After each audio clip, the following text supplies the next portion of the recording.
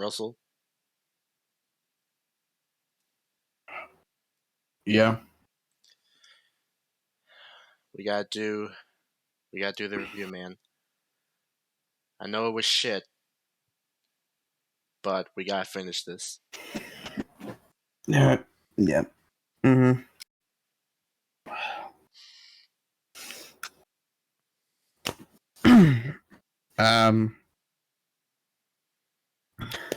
Hey guys. Welcome back to another episode of Studio Ghibli Summer, and I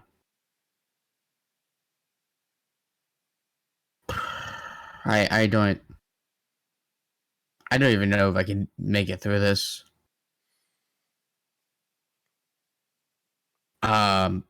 Today we're gonna be talking about their technically 8th film. Yeah. And it's Ocean Waves.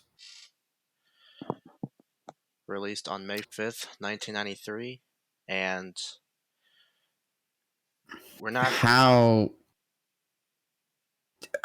Why... It's...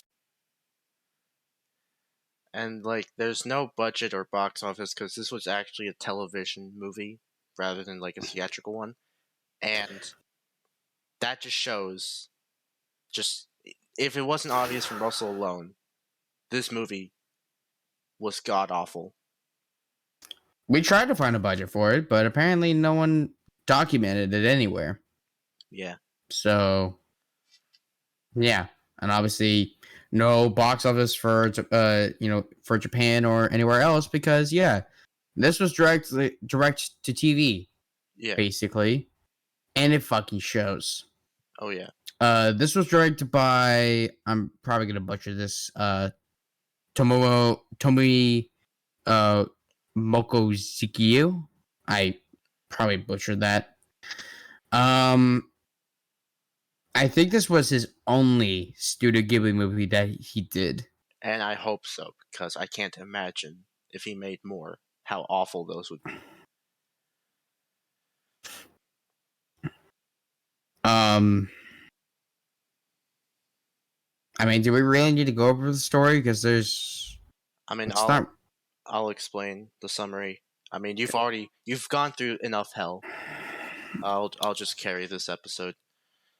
So, the summary. So, as he journeys back from Tokyo to his high school for a reunion, Taku, played by...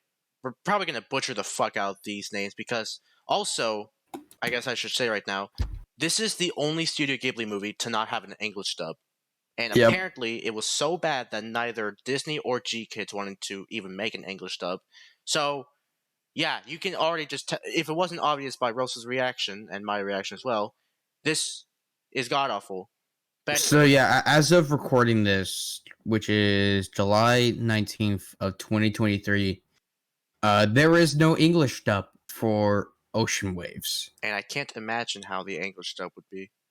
So if you want to watch it, which I don't even know why you would, you would have to watch the Japanese version, which luckily is very widespread. You could easily find it anywhere. That basically has Studio Ghibli movies for streaming services like Amazon Prime and stuff like that. You could easily find it there. And it does have English subtitles. I mean, yeah, it would be kind of stupid if it didn't. Yeah. But yeah.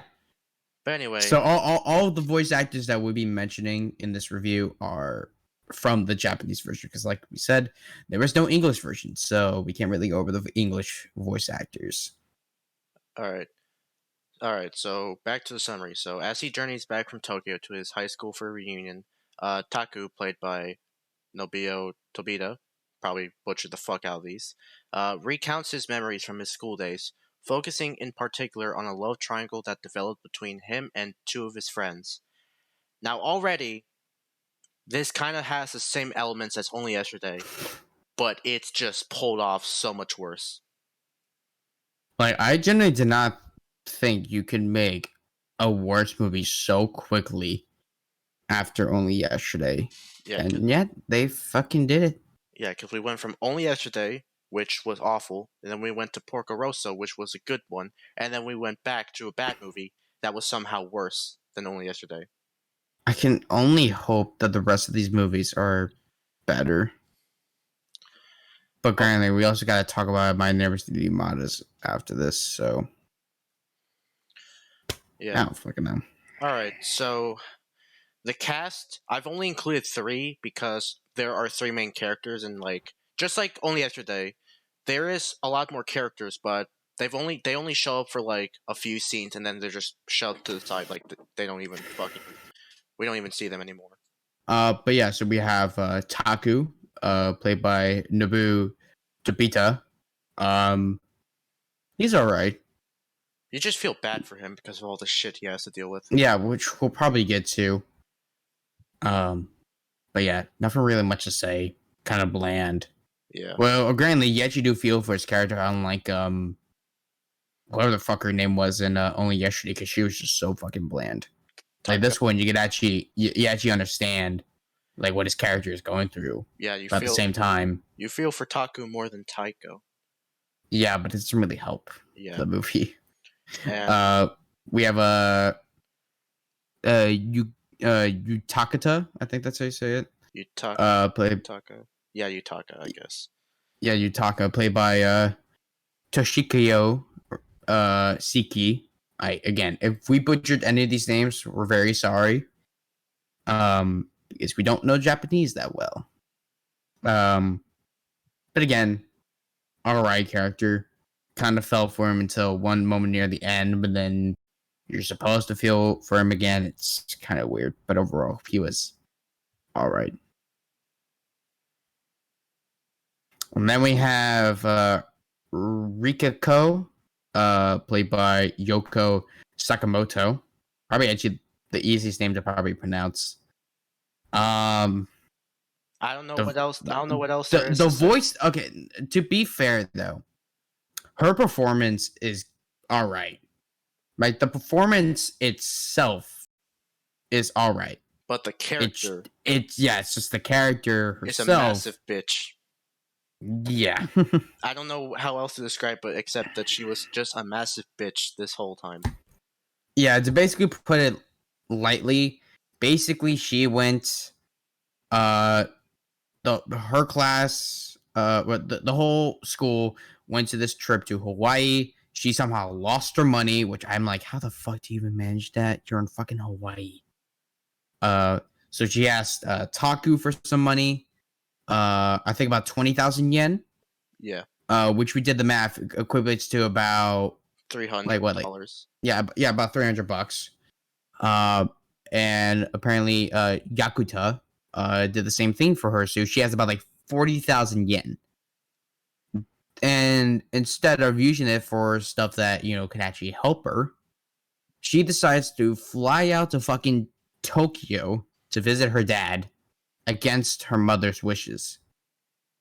And Taku is kind of forced to go with her, against his will, pretty much.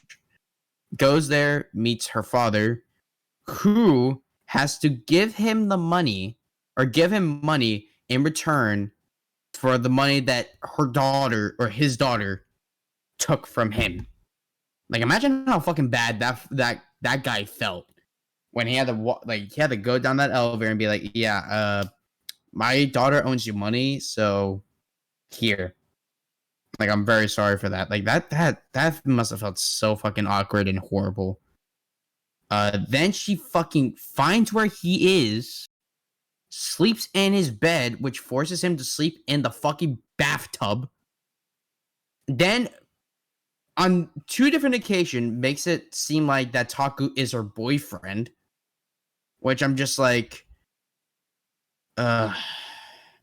And then by the end, Taku still has feelings for her and wants her to be his girlfriend. And I'm just like, how your character has not fucking changed at all. The only time it actually changed was when you went and bitch slapped her in the school. Which was probably my only favorite scene. I can't even say favorite scene. Yeah, it was probably very wrong for him to slap a girl, but it was like satisfying. Admittedly, yeah, it was satisfying. And I would technically say, like technically that was self-defense because she hit him first, so yeah, but she later on hits him, and then Yakuta punches him in the face for not standing up for Yakuta. It's a whole bunch of confusing bullshit that makes you never want to watch a Studio Ghibli movie ever again. That's pretty much all I have to say about it. It sucks. There's no favorite scenes. The animation is standard for a Studio Ghibli movie, and unfortunately, this is actually the first Studio Ghibli movie in a while that I could think of. Well, actually, no, the first one ever where the music absolutely sucked. Yeah. Like Nausicaa, it did not fit with the movie, but overall, the music was good in that. Yeah, like it just didn't fit the movie. Yeah, it didn't fit the environment, but if you were just to listen to the music alone, then you would probably, jam out. But like this movie's music was not even good. Like I actually did not like it at all. Yeah. So overall, do we even want to go over the fun facts in this movie? Well, I can say them because they're fairly short, but one other thing I hate about this movie is the fact that the aspect ratio changes throughout the movie, and it's so inconsistent. And we don't actually mean like the aspect ratio itself changes. Yeah, it's not like it's not like we'll obviously throw screen caps up to, but basically show what we mean. But basically, what happens is that like there's so many shots throughout the movie that has this that repeats a shot that either we just saw or we're about to see in this weird white box. And it's so jarring and so like, what the fuck? And it happens so many times throughout the movie. I can't even remember what the total count was of it. If we have a number, we'll throw it on screen here. But it was so many times throughout the movie that I was just getting so angry by it. And the editing itself is just fucking awful. Yeah. Like, you would legit be watching one scene, and then all of a sudden you would see something out of fucking no. Like, this one shot I can explicitly remember where, like, there's this big scene with, like, Taku and Rigaka, I think. And that's how you say her name. And it just cuts to a fly on a tree, and then a shot of the tree, and then cuts to the next scene. And I'm like, huh? How the fuck does that relate to the movie? There's stuff like that at least 5 to 10 times throughout the entire fucking movie, and it just baffles my fucking mind as to how they thought that was good. This is surprisingly enough the shortest Studio Ghibli movie at, what'd you say the time length was? Or actually, I could check them right now. It was 72 minutes, which is an hour and 12 minutes. But that doesn't help. Yeah, you think you're gonna have a good time, but then you watch it and it feels like fucking 3 hours. It's not pleasant at all. Like, yeah, and I cannot begin to tell you how many times I kept looking at the timestamp to just see how much left of this movie we have. Do we even need to mention how many times I told you to stop the fucking movie because I just couldn't handle it anymore?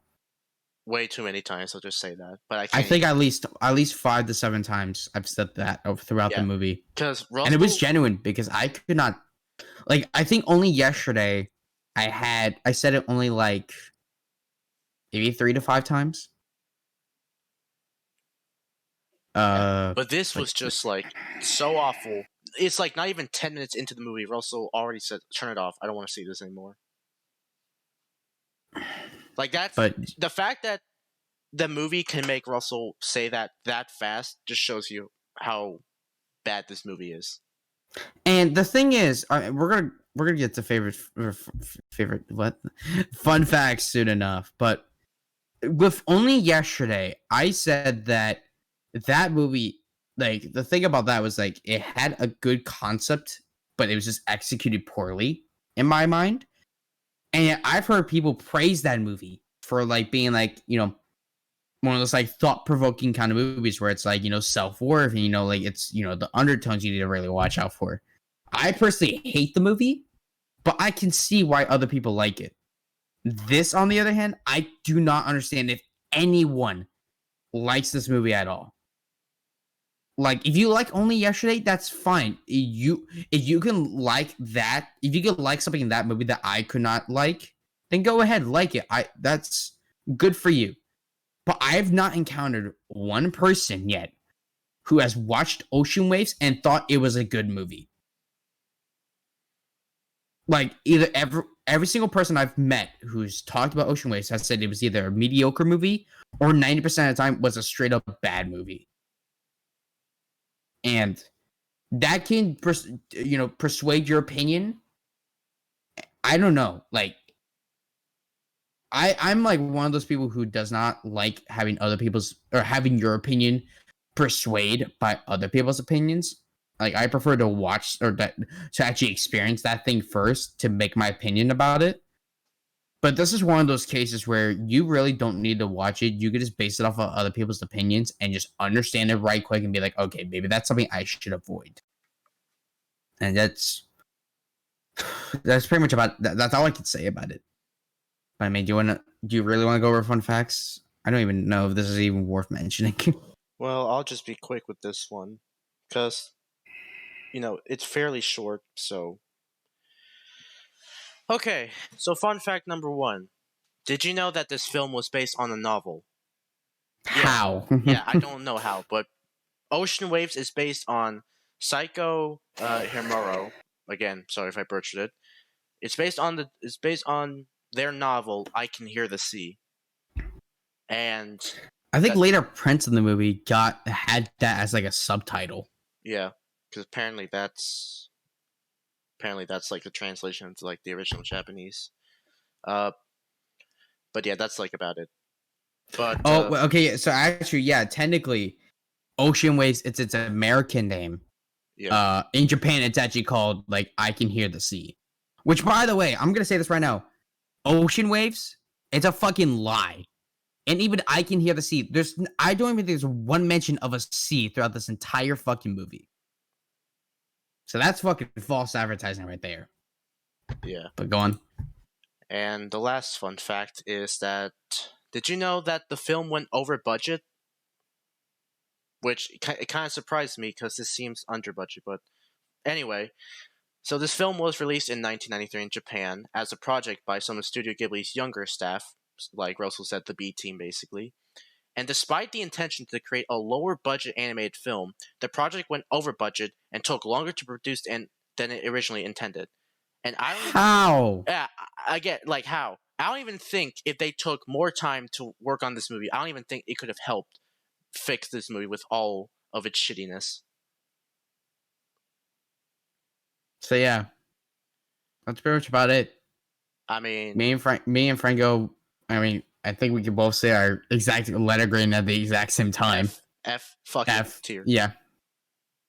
Like with Only Yesterday, I'll give it benefit of the doubt and say that the music was very good, and there were like a couple scenes that I did like throughout it, Especially that Beatles cameo. Yeah, But this had nothing. Yeah, this had nothing going for it. The animation is all right. I mean, it is a Studio Ghibli movie, so that kind of goes on par. That kind of goes as a given. But the characters are weak, bland, or just fucking assholes. And just the like and the music Only Yesterday. And the music is shit. And the overall vibe of this movie is just it's very somber and very just not good. Not good at all. So yeah, guys. Hope you guys enjoy. Why? Thanks for watching this episode of Studio Ghibli Summer. We'll catch you guys next time for whatever the fuck the next movie is. How much you want to announce it? The next movie we got is Pompoko, released in 1994. I'm just crossing my fingers right now that this movie will be better. Yeah, I hope so. As per usual, if you like this sort of content, where I'm hopefully not depressed throughout, make sure to hit that subscribe button and hit that bell icon to get notified when future videos are coming out. You can also go and check out Franco's channel, both YouTube and Kick. And all my socials and crap will be down in the description below. And yeah, guys. See you guys next time for our review of Pompoko. See you guys later. Send help.